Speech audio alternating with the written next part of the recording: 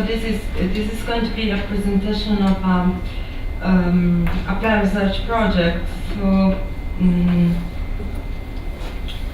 I never thought about evaluating the impact of this digitalization. Actually, we didn't have a really digitalization, but of course digitalization is part of this project because the focus of the project is digital documentation. So we didn't digitalize data, we just used digital tools to document processes, and especially regarding craft heritage. The project is called Contemporary Authentic, and it's a project that ran in Politecnico di Milano in 2011-2012. It's finished in 2013 at June, because we had the final conference where we had guests. A friend of us who is present in the hall is Gunnar Amlik from Göteborg School of conservation is probably, and they have we have seen some similar topic in craft. So what we were doing with this project was to document craft processes, especially in the Milanese context, and we had many activities and results. Especially the focus I want to make today is on this documentation. So how we used visual and narrative methodologies for documenting craft heritage, even if the project was two parts structured. So we had also a part that was concerning about the activation and the possibility to experience these documents. So after we document and collect data, we wanted to create repository for people to know about craft heritage. So this is the second activity, that is the development of the repository. And then we had this knowledge activation action that was basically a workshop, a design workshop where we made the masters collaborating with the young designers. And then we had a format that we called Convivia, that we used to share the results. And then what we are doing now is to prototype some products in this brand, so the result of the collaboration between the masters and the designers, and to developing an app for the Expo 2015 that's going to be held in Milan. What is interesting about our project is that while some projects just focus on documentation, or some others just work about transmitting craft practices, we wanted to work along this, so from documenting to transmitting and activating. And this is our way of what activation means for us. So it's how to share this knowledge that we gathered, we collected in our repository with our documentation activity, and how to share this with the community. I mean, with general users like tourists or visitors in the city of Milano, just people interested in craft, and how to help the craftsmen also get into new activities, into new business, and also to promote themselves through the documentation and through the visual identity we provided to them by our project. So concerning the documentation phase, we started developing a conceptual framework, so how to categorize the Milanese masters. You can wonder which kind of masters and craftsmen we have in Milano. Even if we are a business city, a fashion city, we have a lot of craftsmen that work in very typical production. So many categories like objects, like goldsmiths, like working with wood, working with typography. And then we have a lot of very traditional masters, craftsmen that work with food or with fashion, so they do really special products. And we call them endangered because, of course, they are going to disappear, especially in a big city like Milano, they are not really visible, they are not promoted in any way by the city. So we engaged the masters in this kind of dynamics of knowledge activation, and knowledge is their own knowledge. So we wanted to try to collect the knowledge they really own, how they reproduce the knowledge. So if they are already engaged in reproducing, or they still own a knowledge but they have no atelier, for instance, because they finished the work, they retired and there's no reproduction anymore. Or if they already share their knowledge in terms of transmission, in terms of collaboration with other suppliers, in terms of collaboration with industries, and how they communicate themselves. We documented all of that for some masters. We used specific visual tools. For instance, this is how we represented for each master his territorial system, because what we notice is that the master knowledge is really rooted in the local system. So we wanted to know all the connections, all the way they work. For each master we developed this. And at the end we started with more than 200, then we reduced it to 80 masters, and then for 15 you already have some materials in the repository. It was a funded project but with very small budget, so we managed to work 2 years for only 15 masters. But besides this, we have a lot of desk research, so we have what we call these good practices. So we collected good practices from around the world with similar approaches to us, and then our pilot actions. I'm sorry for the Italian. Then this is the mapping of best practices we collected around the world, and you can find materials in the repository, so you can access and look for every master and every good practice as info document. Then how we evaluated the good practices in terms of what they already do in a positive way, and how we can learn from that, how we can transfer these positive behaviors to the endangered masters in Milano. This is the online repository, actually, how it looks like. And this is the 80 masters we surveyed. And for the one you see the orange enlightenment is the one you feel really documented in deep into the repository. So what you find in the repository is a video recording of their activities, and we use this structure, so 5 episodes with a kind of fictionary narrative. And the 5 episodes shows you the history of the master and his collaborator, his training, his path, how he got to lead, for instance, the atelier.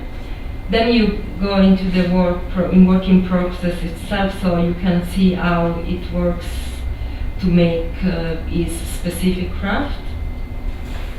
Then the relationship with Milano, the episodes were structured as interviewed, but then they are superimposed with kind of infographics, with also archive images that we use it to, for instance, to locate the work of the masters. This is a Gypsothèque, very famous in Milano. They were making almost all the models that you can, on the statue of the models you can see around in the city. Then this is the activation phase. So besides this documentation, this in-depth documentation, we wanted to challenge 3 masters to develop new concepts. So we made these 3 masters collaborating with the designers, and we developed new products trying to activate their knowledge in contemporary design. So with the evaluation grid, we used it to evaluate what was traditional and what was innovative.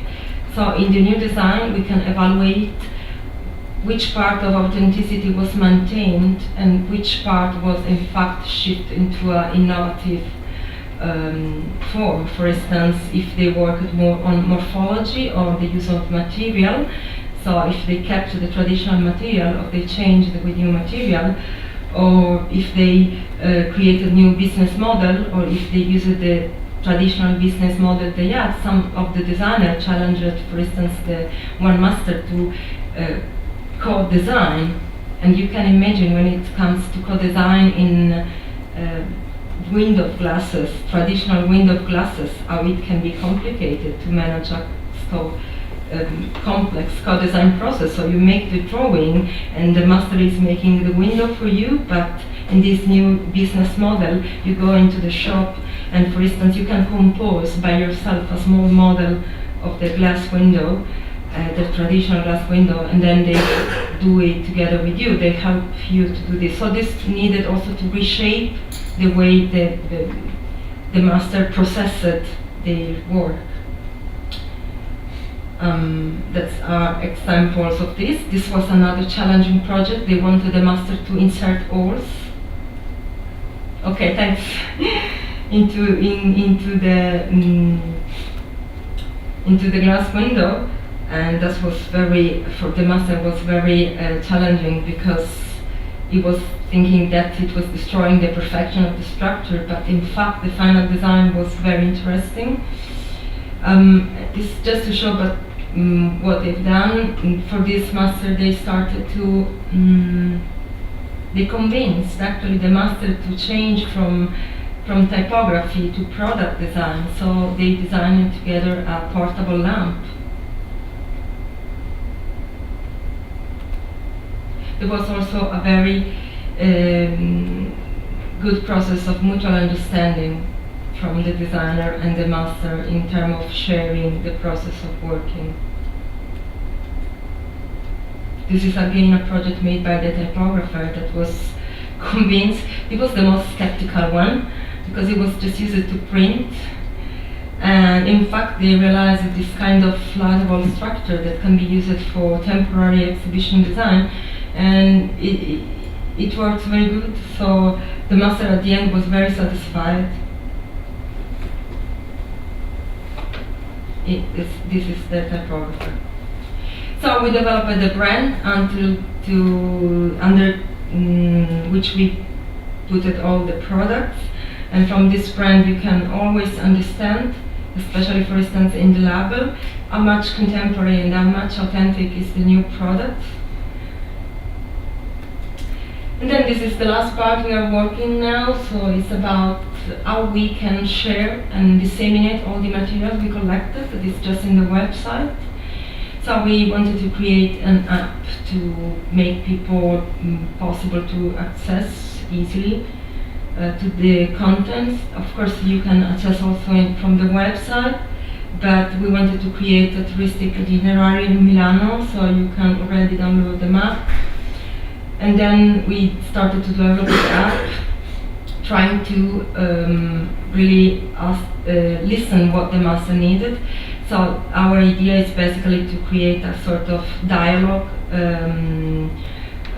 platform in which the tourist or who is interested in craft could get in contact with the master, could see all the documentary films, all the documents about the prototypes, but also to know about the craft production, and from the side of the master to communicate and better promote themselves. So to disseminate the work, to use the brand as a kind of quality system to promote themselves as a network. So if you are a master that are in the network of contemporary authentic, in some way there is a warranty that you have some authentic qualities to show, but then there is also a message that you want to keep alive your practice by continuously innovating it. So we started to work with different target of users, of course travelers, because we expect to have in Milan in 2015 a lot of visitors for Expo. And also we were thinking about young designers that want to, this craft and this fab lab, make lab are emerging everywhere around. So this make-do-yourself attitude could really benefit of getting in contact with hand production. So the design community could be interested. And this is how we structure this app that probably is going to be released at the beginning of the next year. There will be 3 landings. So this is the discovery, that is just the touristic. Then the action, when you want to get in contact with the masters.